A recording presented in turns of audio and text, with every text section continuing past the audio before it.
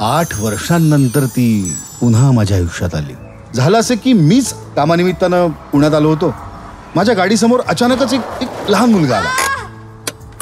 बाळा, अरे लागलं नाही ना तुला?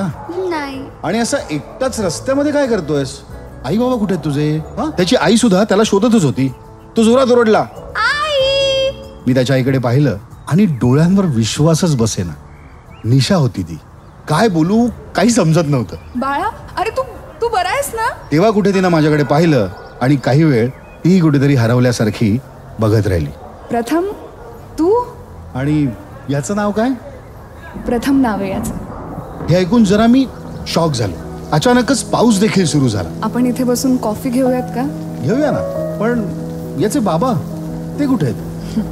अरे, प्रेमच नसेल तर नातं कसं टिकणार? आमचंही तेच झालं, पण आनंदात वेगळे झालो आम्ही. मुलगा झाला तेव्हा ठरवलं होतं याचं नाव प्रथमच ठेवणार.